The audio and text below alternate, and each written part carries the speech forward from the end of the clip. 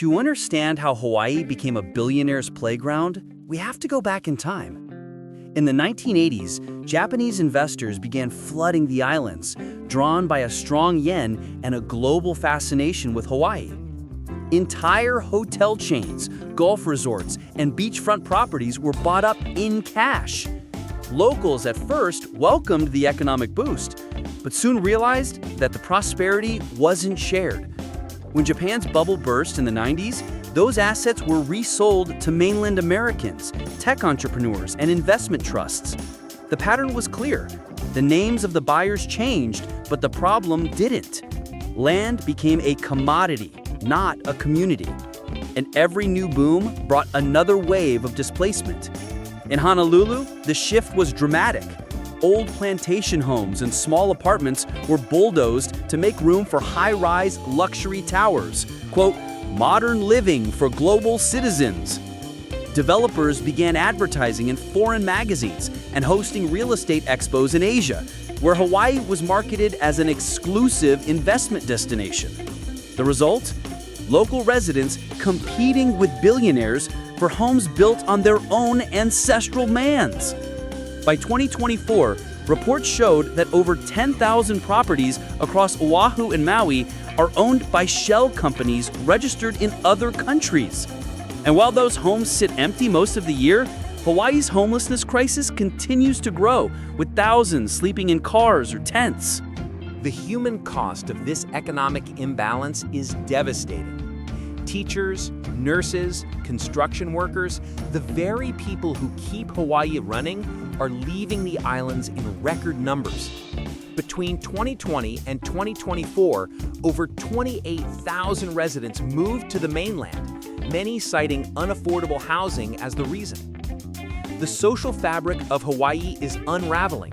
Generations that once lived side by side are now scattered across Nevada, Texas, and Oregon, states where a 3-bedroom home costs less than half of what it does in Honolulu.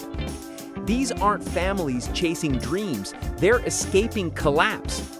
Meanwhile, foreign investment continues to soar. Luxury projects like Ward Village and Kaula dominate the skyline, where penthouses sell for $4 million or more, often to absentee owners. Developers boast about bringing modern luxury to paradise, but locals see something different: the slow death of community.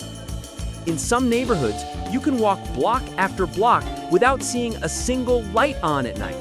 Entire condominiums remain dark, serving as empty vaults for foreign money.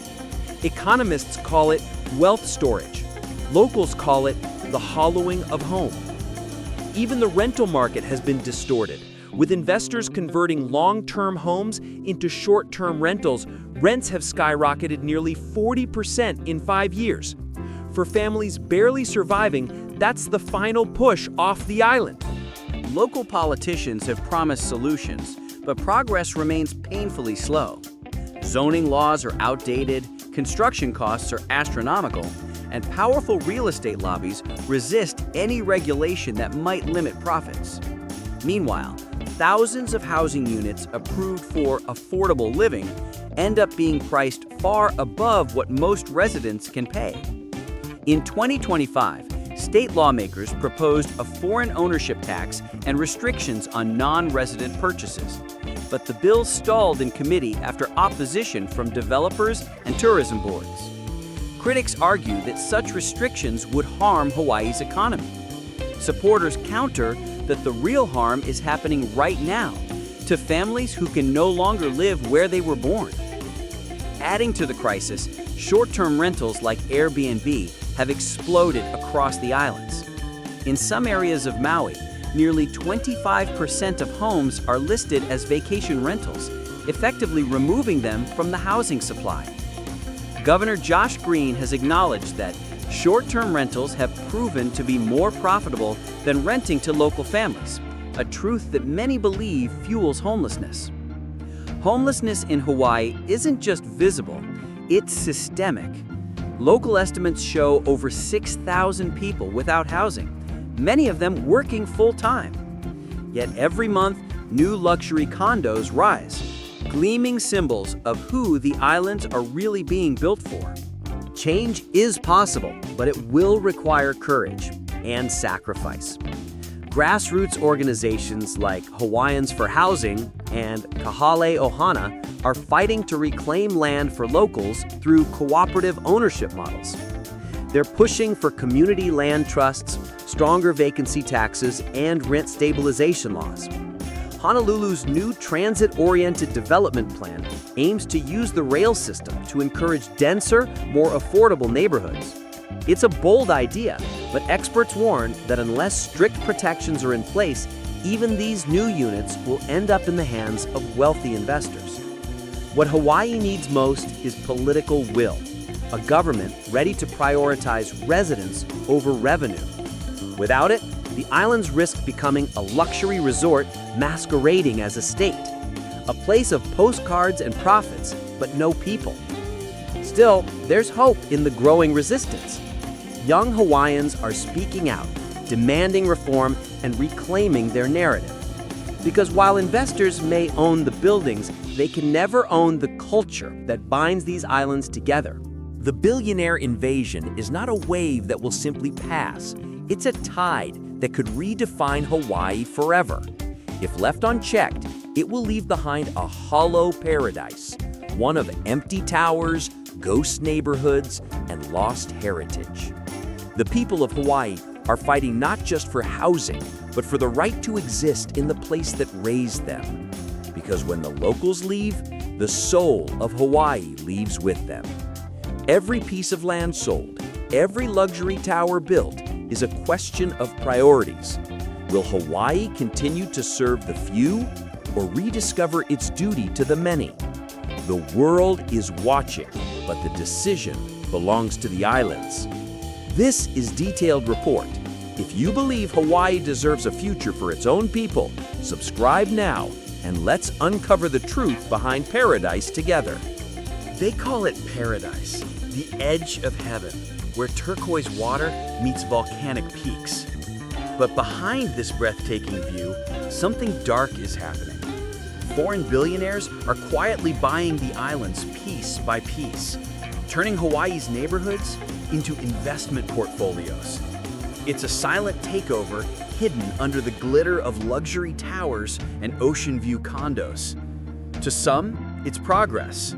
To others, it's cultural erasure. And for thousands of local families, it's the end of a way of life that survived for generations. The truth is, this isn't just about real estate. It's about power, inequality, and who gets to call paradise home. This is the billionaire invasion, how foreign buyers are changing Hawaii forever. For decades, Hawaii has been sold as the ultimate dream, a paradise of sunshine, aloha, and endless opportunity. But for locals, that dream has turned into a daily struggle. The median price of a single-family home has soared to nearly $1 million, while wages haven't kept pace for over 20 years. What was once a land of community and culture has become a marketplace where everything, even identity, has a price tag. In neighborhoods like Kailua, Lahaina, and Kaka'ako, homes are being purchased sight unseen by investors from Tokyo, Vancouver, and California. They arrive not to live, but to park wealth, turning homes into empty assets, luxury vacation rentals, or seasonal retreats. According to Hawaii's Department of Taxation, foreign buyers account for more than 35% of high-value real estate transactions, a figure that continues to rise each year. This influx of money has brought more than glass towers and private beaches. It's brought a deep divide between those who live the Hawaiian life and those who buy it. And while the government celebrates investment, ordinary families are being priced out of the only home they've ever known. The aloha spirit, once rooted in generosity and unity, now feels like a marketing slogan for an economy built to benefit outsiders.